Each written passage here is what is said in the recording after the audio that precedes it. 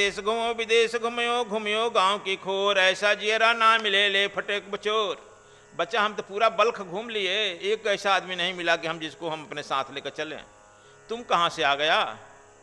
उसके भी कपार पर एक थप्पड़ मारे, चल उठ। वह भी ठीक हो गया। कहा कि सरकार हमारा जो राज और लड़की सब बीमार पड़ा है। कहा कि सबको कहो श्री राम कहने के लिए, तुम पहले कहो श्री राम जय राम। कहा कि सरकार हम अल्लाह कहते हैं, तो अल्लाह कहते थे बीमार रहो। मैं क्या कहूँ। तो वह जो है इब्राहिम भी अपने कहने लगा श्री राम जय जय राम, बस उसका भी दर्द ठीक हो गया। उसका लड़का लड़की को जेल में लाया गया। कबीर साहब कहे कि तुम भी श्री राम जय राम का।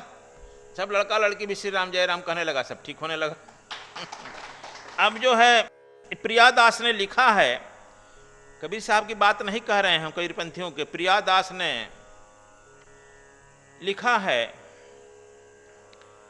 भक्तमाल में कि सुल्तान बख्या बलख बुखारी दासाही तज कर लिया फकीरी, अल्लाह नामा तब ते खाते लुकमान उमदा मिश्री के दव हुरंदा, अब तो खाते शकरकंदा। कहते हैं कि इब्राहिम जो माल मसाला खाता था सब छोड़कर कबरी की तरफ फकीर हो गया, अब इन्हीं के साथ साथ पीछा पीछा घूमने लगा। अब जो है कहते हैं कि अरे यार हम तो चलता फकीर हैं, कहीं मांगे कहीं खाएं कहीं सो जाएंगे, तू हमारे साथ साथ कहाँ तुम घूमेगा, जाओ राज कर, और तुम्हारे बाल बच्चे हैं जाओ देख। कहा कि सरकार कौन किसका लड़का कौन किसका लड़की, अब मुझे ज्ञान हो गया, अब हम आप ही के साथ जो है भक्ति में घूमेंगे। इन्हीं के साथ वह जब चल दिया तब देखो यह सुल्तान संन्यास ले लिया और इन्हीं के साथ चल दिया। समझा, तुम लोग जो है प्रचार करने नहीं चलता है, कहते गुरु जी रहेंगे डुमरी में। देखो कबीर साहब यदि पूरे जगह नहीं अपने प्रचार करते तो इतना नहीं होता दुका। अब कबीर साहब जो है वहाँ से चल दिए समरकंद, इराक, ईरान, तुर्की आदि जगहों को उन्होंने चल दिया। समरकंद से इराक, ईरान, तुर्की चल दिए और वहाँ से चलते हुए मक्का मदीना पहुँचे। मक्का मदीना जो इनके जीवनी में आया है अक्सर वही नानक के साथ भी आया है।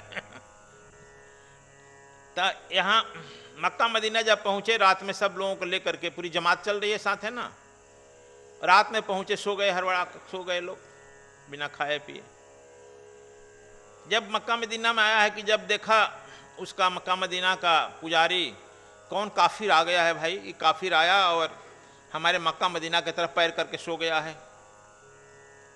डांटा कि सुबह सुबह हो गया है, तुम काफिर आकर के अल्लाह अकबर भी नहीं कहता है, हमारे मक्का मदीना की तरफ अल्लाह की तरफ पैर करके सो गया है।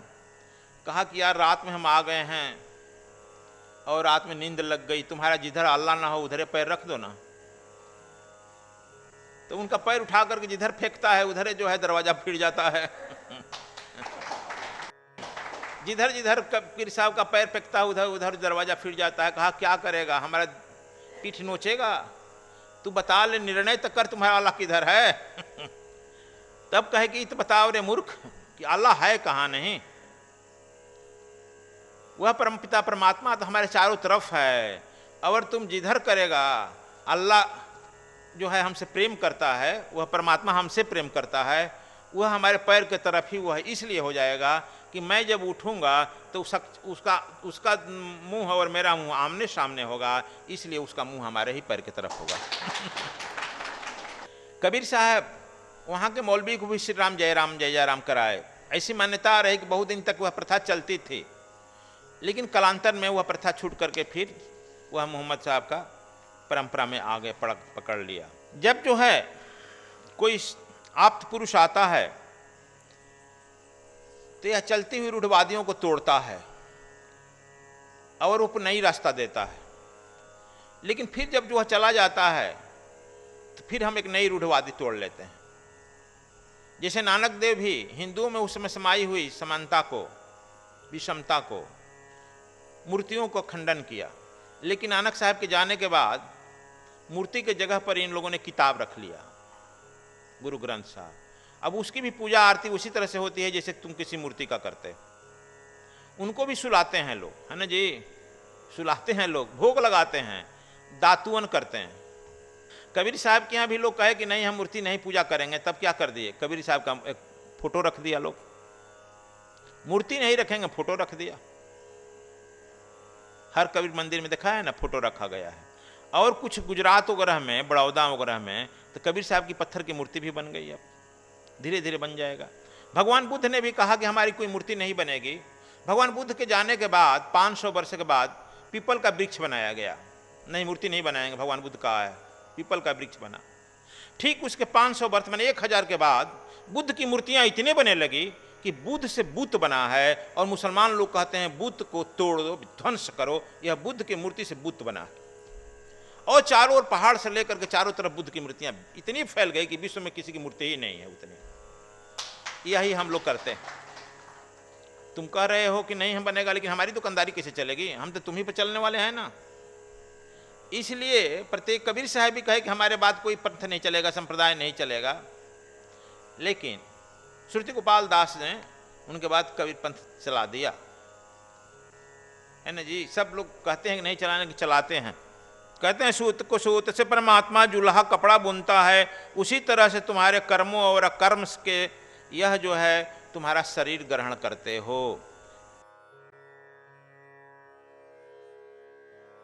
29 रमैनी में कहते हैं वज्रते तृण खिन होई, तृण ते वज्र करे पुन सोई, निझरु नीम जाने परिहरे, झूठा नाम सांच ले धरिया, रजगति त्रिविध किन्न प्रगासा, कर्म धर्म बुद्धि केर विनाशा, रवि के उदय तारा भौझेना, चर विहिर दोनों में लेना, विष के खाए विष ही जावे, गरुड़ जो सो भरत जावे, अलख जो लगी पलक में, पलक ही में डस जाए, विषहर मंत्र न माने तो गरुड़ का कहा।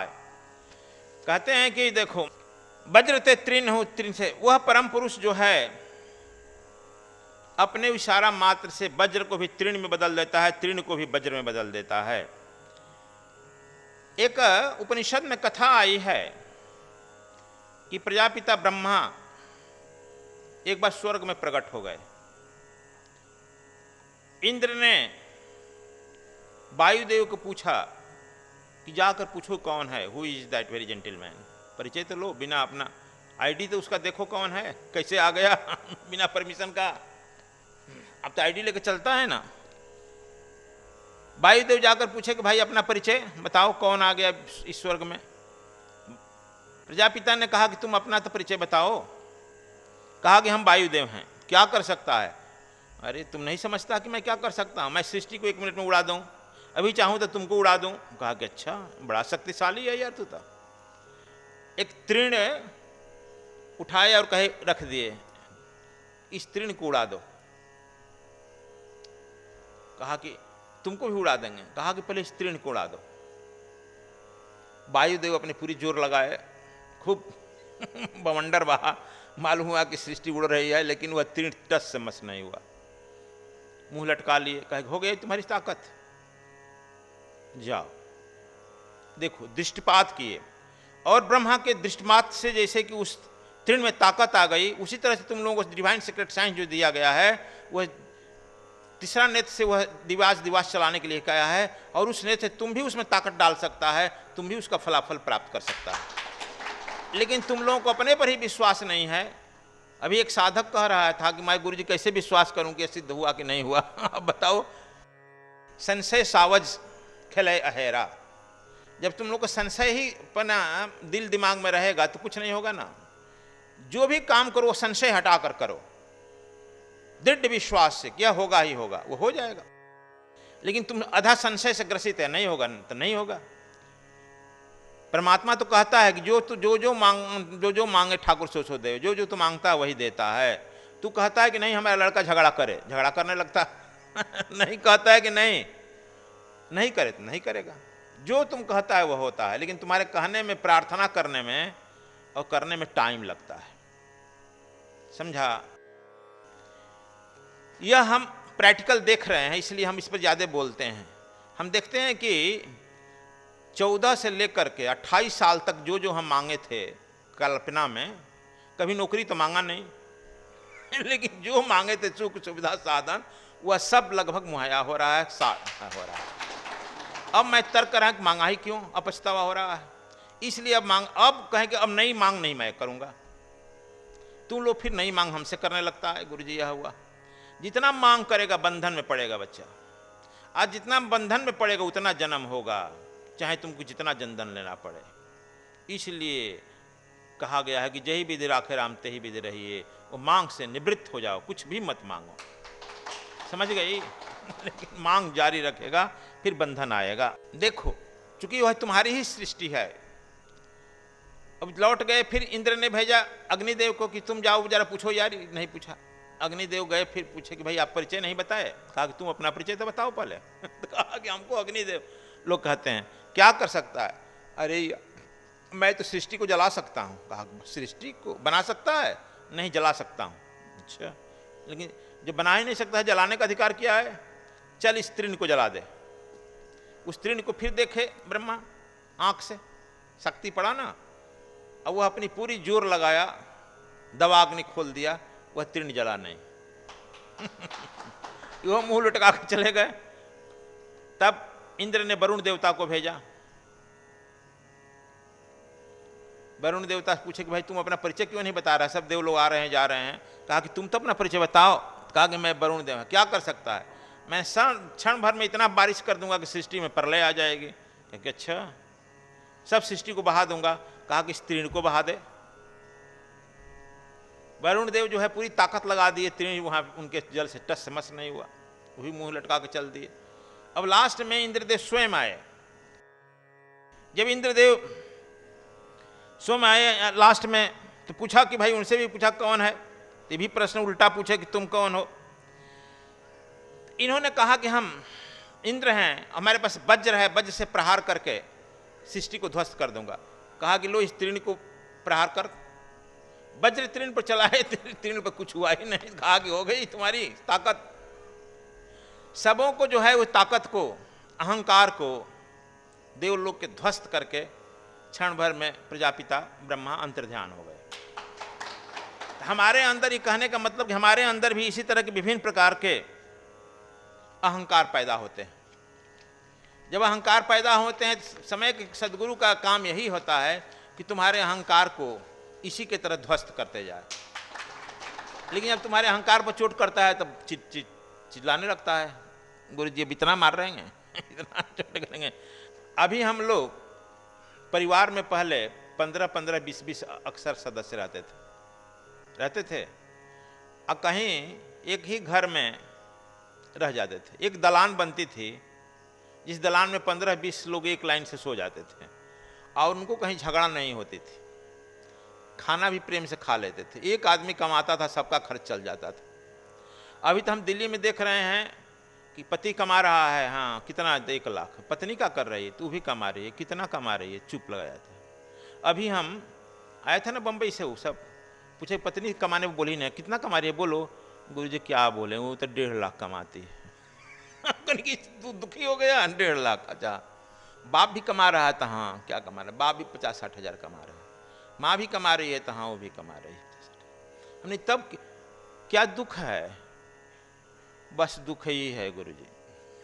हम न खाने को समय पर मिलता है, न घर में एक दूसरे से कोई बात करता है, कोई प्रेम नहीं। तो हम कहें कि पैसा सब जो कमाता है वो सब दे दो हमको। अब तुम बिना पैसा के ठीक रहो, घर पर प्रेम रहेगा। तो देखो, जितना हम लोग सुख सुविधा कह चाहते हैं उतना ही दुख आ गया। देख लिया, सब कमा रहा है, उतना ही दुख बढ़ रहा है। हमारे आश्रम में कोई नहीं कमा रहा है, देख रहा है ना। और आश्रम में 10-20-50 आदमी रह ही रहा है, सबका भोजन प्रेम से चल रहा है। इस आश्रम में न कोई एक परिवार का है, न एक जात का है, न एक स्टेट का है। इसके बाद भी सब लोग रह रहा है, सबका भोजन परमात्मा दे रहा है। यहां पर रोज 400-500 हज़ार आदमी का भोजन चल रहा था दोनों टाइम, वो फलाहार चल रहा था। 15-20 रुपया, भले 15-20 रुपया आटा का नाम है, गेहूं की रोटी का आटा नहीं चल रहा था, 100-150 रुपया किलो कुट्टू के आटा का चल रहा था। और हम पूछने भी नहीं गए क्या खा रहा है नहीं खा रहा है, हम यहाँ पे सुन रहे थे कि हाँ हाँ हमारा तो चूंकि वही छोटा मोटा चलता है। लेकिन हमारा कहने को हर आश्रम में आजकल चल रहा है, दिल्ली में भी चल रहा है, सबका भोजन चल ही रहा है ना, किसके भरोसे चल रहा है? शैल कहेगी गुरुजी हम पैसा दिए हमारे भरोसे ना कहेगी तुम, हम लोग तो कि कोई देता है तो उसका नाम भी नहीं लेते हैं, हम जानते हैं कि तुम्हारे भरोसे नहीं चल रहा है। वह एक ओंकार सतनाम वह तुमको कहीं नहीं कहीं थप्पड़ मारता है, जाओ वहां दे आओ गुरु जी के, बैठा है यहाँ तो तुम वहां से दौड़े दौड़े आता है दे आने के लिए। समझ गया? चंदा मांगने कहीं गया है महात्मा जनेश्वर जी? देखो चंदा मांगने भी नहीं गया, देने वाले लोग आ गए अपने चल कर आ गया, जगह जगह से चल कर आ गया कि लीजिए गुरु जी लीजिए। देखो तो उस एक को साधो, उस एक परमात्मा को पहजो। आजकल हम लोग पैसा कमा करके पागल हो रहे हैं। विदेशों में जानते हैं तुम लोग, शादी होने के पहले लड़का या लड़की से इंटरव्यू लेते हैं, कितना बार तुम्हारा मनोचिकित्सक से दिखा चुके हो, मनोचिकित्सक से, साइकोलॉजिस्ट से। जो व्यक्ति साल में 5 बार 6 बार दिखाता है साइकोलॉजिस्ट से, और एक बार दिखाने का कम से कम 10,000 20,000 पे करता है एक बार दिखाने का, तो कहाँ हाँ यह जो है खानदानी आदमी है और इसे शादी किया जा सकता है। यहाँ तो हम लोग आज तक अब मरने के कगार, बाप भी मर गया हम भी मरने के कगार पे हैं, एक बार साइकोलॉजिस्ट का मुंह नहीं देखे अब मुंह देखे भी तो साइकोलॉजिस्ट आजकल कितने डॉक्टर हमारे चेला बन गए हैं, बने हैं ना, अब उन्हीं लोगों को क्लास लेना पड़ता है तो अब देखो यह पागलपन सवार हो रहा है। यह पैसा जितना पैसा कमाएगा उसमें से निश्चित रकम गुरु जी को दान नहीं दे देगा तो और पागलपन सवार होगा। जो दान दे देता है वह ठीक हो जाता है।